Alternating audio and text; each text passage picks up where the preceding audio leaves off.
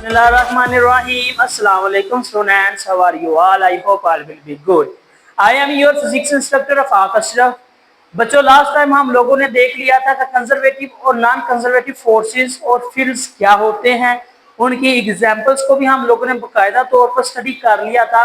आपके इस क्वेश्चन में जस्ट कंजर्वेटिव फील्ड की एग्जांपल जो गिवन है वो है आप लोगों की ग्रेविटेशनल फील्ड, जो आज के टॉपिक में हम लोग इंक्लूड करके एक्सप्लेन करेंगे।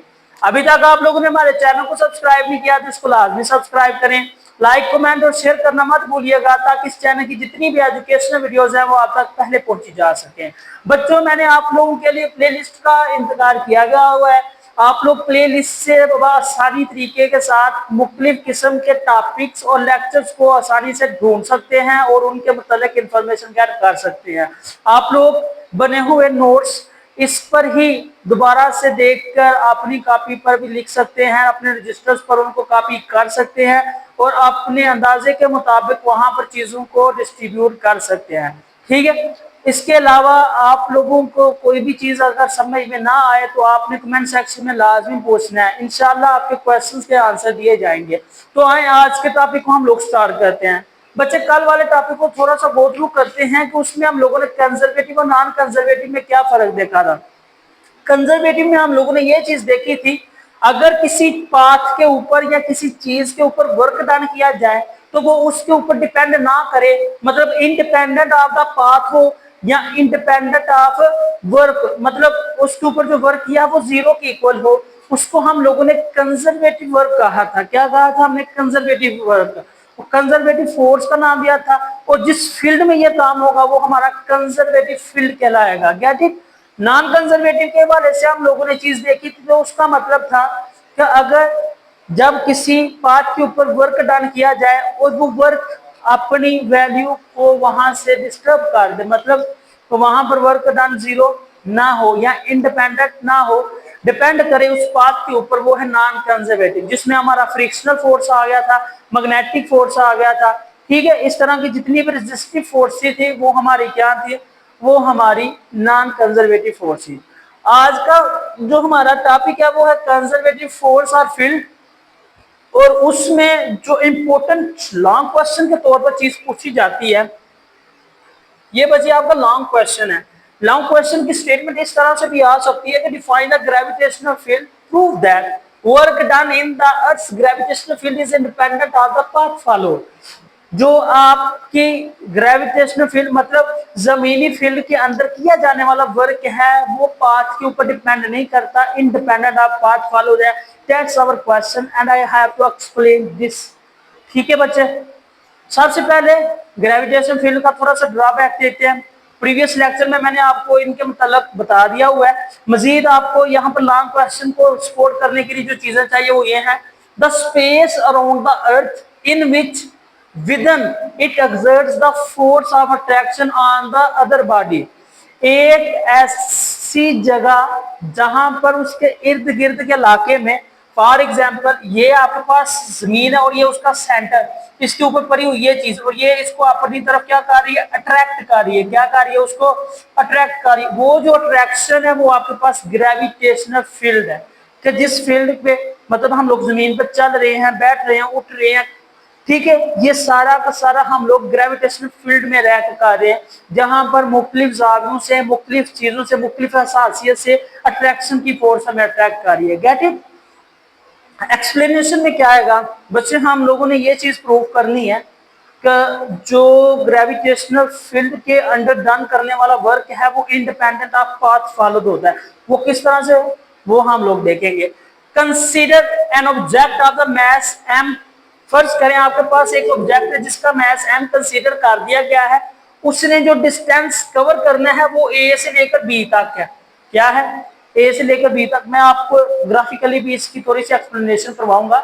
हमारे पास जो ऑब्जेक्ट है उसका मास m और m मास ने जो डिस्टेंस कवर करना है वो बच्चे आपके पास a से लेकर b तक है। फिर क्या होगा? फिर हमारे पास जो चीज आएगी उसमें ये चीज देखी जाएगी कि जो हमारी ग्रेविटेशनल फील्ड है वो किसके इक्वल है, किसके ऊपर एक्ट कर रही है और किसको वो अट्रैक्ट कर रही है।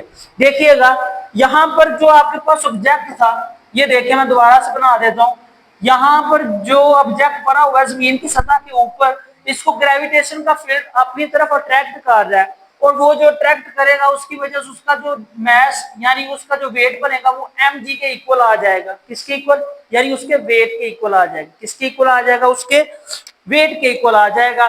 Then acting force on the object in the gravitational field at any point of this path is equal to its weight।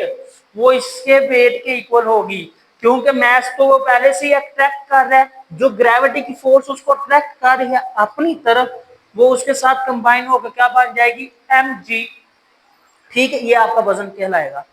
यहाँ पर जो दो चीजें बहुत ही इंपॉर्टेंटली हम लोगों ने प्रूफ करनी है और जो आपको क्वेश्चन के तौर पर पूछा जा सकता है, वो है work done is independent of the path followed by the body. तो जो बॉडी के जरिए वर्क डन हो रहा है वो आपका पाथ फॉलो इंडिपेंडेंट होगा। या क्वेश्चन बन सकता है work done along the close path. Close path में जो वर्क डन होगा in the gravitational field is zero. वो क्या होगा? जीरो। ठीक है, ये दोनों स्टेटमेंट्स आपको क्वेश्चन की सूरत में पूछी जा सकती हैं। तो आए हम लोग अब अपना जो काम, जो हमारा मैथमेटिकली प्रोसीजर है उसको फॉलो करते हैं। मैं थोड़ा सा आपको ग्राफ के बारे में एक्सप्लेन कर देता हूँ। ये आपके पास एक क्लोज पाथ है। क्या है? ये देखिएगा, ये ए से लेकर बी तक आपका क्लोज पाथ, और फिर सी से लेकर बी तक आपका क्लोज पाथ, ए से डी और सी से बी। यहाँ पर दो पाथ हम लोग कंसीडर कर रहे हैं। जो हमारे पास दो पाथ बन रहे हैं ना, वो है आप लोगों का पहला पाथ, एक तो आपका ए डी और बी वाला पाथ बन रहा है। कौन सा बन रहा है? ए डी और बी वाला पाथ। और दूसरा जो आपका बन रहा है वो है आपका ए सी बी वाला पाथ। कौन सा बन रहा है? बी वाला पाथ। अब जो इसका तीसरा पार्ट है वो कौन सा है बच्चे? वो है आपका ए से लेकर बी तक, ए टू बी। ये तीन पाथ आप लोगों के बन रहे हैं। कितने पाथ बन रहे हैं? तीन पाथ बन रहे हैं। ठीक है, आप लोगों के तीन पाथ यहाँ पर बन रहे हैं। एक आपका ए डी बी यानी ए से डी और डी से बी तक का, फिर ए से सी, सी से बी तक का। तीसरा जो है वो है आपका कर्व पाथ, ये वाला ए से लेकर बी तक। इन तीनों पाथ पर जो डन होने वाला वर्क है वो हम लोगों ने प्रूफ करना independent of the path followed है। मैथमेटिकली देखते हैं। ये देखिएगा, सबसे पहले हम लोग जो देखने लगे हैं वो है work done along the path A D B. कहां से लेकर कहां तक है? दो स्टेप बनेंगे, ए से लेकर डी तक पहला स्टेप, फिर डी से लेकर बी तक इसका दूसरा स्टेप बन जाएगा। तो पहले हम पहले स्टेप की तरफ देखते हैं। ये देखिएगा, वर्क डन इज जीरो। जब हम लोग ए से लेकर डी तक जाएंगे ना, हमारा जो वर्क डन होगा वो जीरो हो जाएगा। उसकी एक्चुअल में क्या वजह वो हम लोग देखते हैं। Because the path A D is horizontal. ये देखेंगे हॉरिजॉन्टल है ना, एक्स एक्सिस के लॉन्ग है। W is done vertically downward.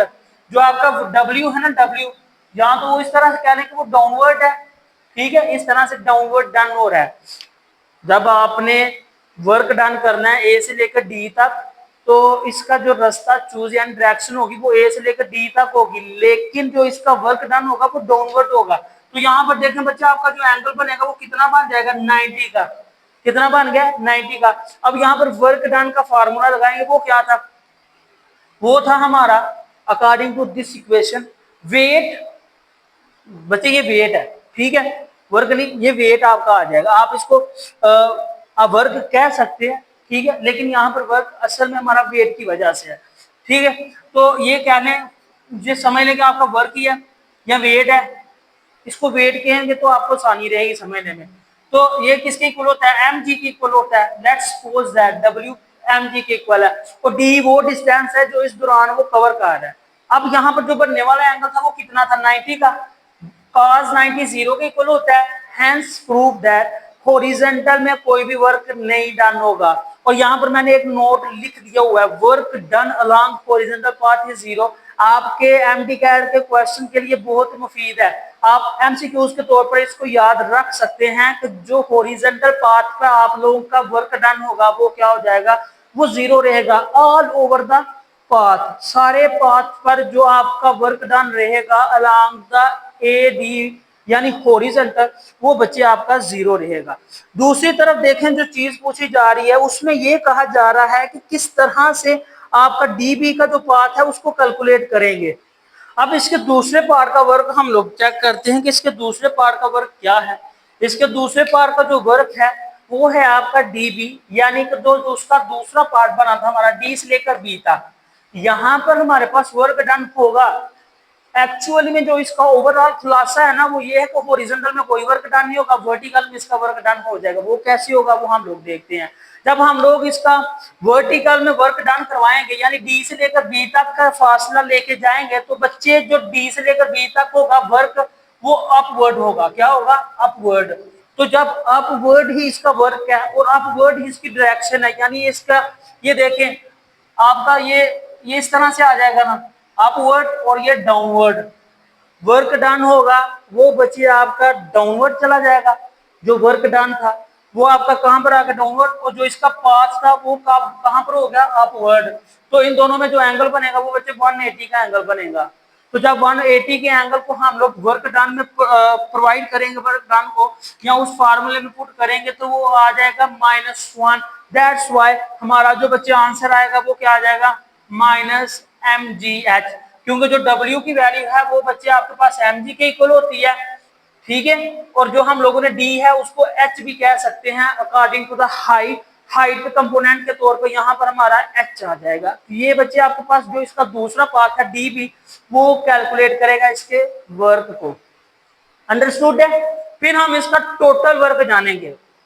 इसका टोटल वर्क क्या है ये देखिएगा। जब टोटल वर्क हम लोग पाथ एडीबी का मालूम करेंगे, क्योंकि हमें एक्चुअली में जो वर्क चाहिए था वो था एडीबी का। जब हम लोग एक्चुअली में वर्क डन करेंगे टोटल उसका, तो वो आ जाएगा इन दोनों फैक्टर्स के इक्वल। तो जब ये दोनों फैक्टर्स के इक्वल आएगा वो बन जाएगा ए से लेकर डी तक प्लस बी से लेकर बी तक। ए से लेकर डी तक जो आपका वर्क डन हुआ था, ये ए से लेकर डी तक, वो क्या है आपका 0, वो मैंने 0 पुट कर दिया। फिर माइनस, क्योंकि यहाँ पर जो वर्क डन हुआ है वो माइनस, क्योंकि डायरेक्शन ऑपोजिट थी लेकिन वर्क डन हो रहा था एंगल 180 का, मतलब -1। तो यहाँ पर जो आपका माइनस जो आंसर आएगा वो माइनस में mgh। बच्चे ये वो वर्क डन है जो along the path ADB done हो गया है। अंडरस्टूड है। ये था आपका पहला वर्क। दूसरा वर्क कौन सा है? आपका ए से लेकर सी तक और सी से लेकर बी तक। बहुत इजी है, आप लोग सिर्फ थोड़ा सा ध्यान लगाएं तो बड़ा इजी है। ये दोनों एक समय में आ गया, दूसरा भी इसी तरह से है। अब जब आप लोग ए से लेकर सी तक का फासला ट्रेवल करेंगे ना, तो यहाँ पर देखें डायरेक्शन अपवर्ड है। क्या है? Direction upward. लेकिन जो इसका वर्क डन है वो है इसका डाउनवर्ड। बिल्कुल सेम डीबी वाला, डायरेक्शन अपवर्ड है लेकिन वर्क डन नीचे की तरफ, क्योंकि वेट कहां पर जा रहा है? नीचे की तरफ। अट्रैक्शन कहां से हो रही है? नीचे की तरफ, ग्रेविटी की। तो बच्चे यहाँ पर देखें जो इसका दूसरा हिस्सा बनेगा वो बनेगा जब हम लोग work done along the path A C B करेंगे। सबसे पहले हम लोग ए से लेकर सी तक जाएंगे, सी में ए से लेकर सी तक इसकी डायरेक्शन और वर्क डन डाउनवर्ड। तो फिर जब हमारे पास वर्क डन होगा ए से लेकर सी तक का, वो बन जाएगा cos 180, और cos 180 किसके इक्वल होता है? -1 के। जो हमारा वर्क डन होगा बच्चे वो आ जाएगा -mgh आ जाएगा। अब हमारे पास जो दूसरा पाथ है उसका वर्क डन करवाना है। सी से लेकर बी तक हम लोगों ने लेके जाना है अपने पॉइंट को, अपनी बॉडी को, ऑब्जेक्ट को। तो देखें यहाँ पर ये इस तरह से जाएगा, लेकिन यहाँ पर इस तरह से, और इसकी डायरेक्शन नीचे की तरफ, मतलब इन दोनों में जो एंगल बनेगा वो क्या बन जाएगा? 90। and you will well known about that the cos 90 is equal to 0. That's why the work done along the path CB will be equal to 0. तो ये 0 की इक्वल हो जाएगा। and at the last हम लोग इनके इस वाले पाथ को भी खुद में ऐड करेंगे। इनका जो हिम सेल्फ पार्ट है, सेल्फ ए सी बी, ए से लेकर सी तक जो वर्क डन हुआ वो कितना था? -1 में, और जो यहाँ तक था वो था 0 में। तो बच्चे जब इन दोनों के वर्क को हम लोगों ने यहाँ पर ऐड किया WAC प्लस WCB, तो ये आ जाएगा -mg प्लस 0। और बच्चे एट द लास्ट जो दूसरी इक्वेशन बनेगी वो भी बिल्कुल सेम -mgh बन जाएगी। ये हमें वेरीफाई करके बता रहा है कि जो अभी तक वर्क डन हुआ है वो अलोंग द पाथ इंडिपेंडेंट है, वो पाथ के ऊपर डिपेंड नहीं कर रहा। अंडरस्टूड है। तीसरे नंबर पर जो हमारी चीज है वो है इसका कर्व पाथ। ग्राफ में ये जो बल खाता हुआ हमारा रास्ता है, ए से लेकर बी पॉइंट तक हम लोगों ने जाना है, वो भी क्या बता रहा है? वो भी बता रहा है कि इसका वर्क डन क्या होगा along the curve path is equal to 0 होगा। और वो 0 कैसे होगा वो हम लोग देखते हैं। फर्ज करें एक बॉडी है वो ए से लेकर बी तक मूव कर रही है, ए टू बी जा रही है।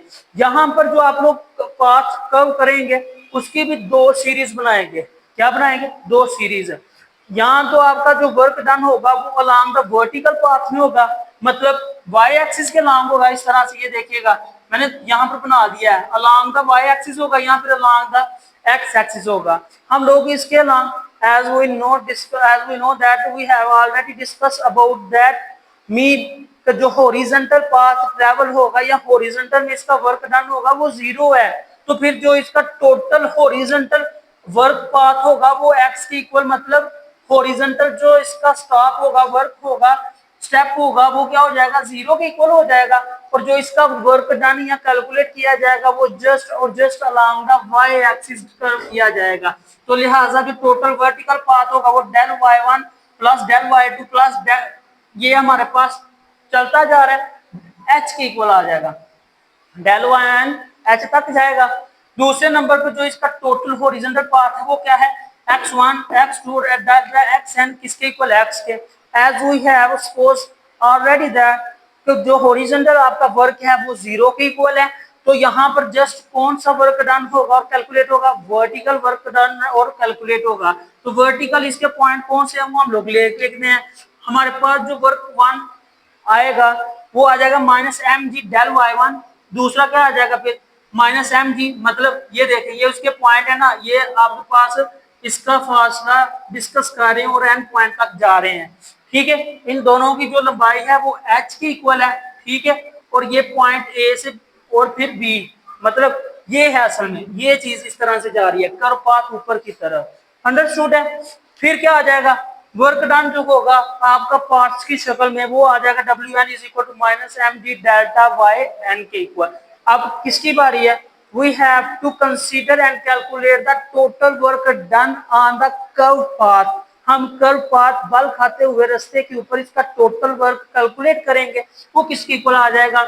हम लोग वैल्यूज देखते हैं, W1 W2 W3 and Wn। यहाँ पर उनकी वैल्यूज को पुट किया।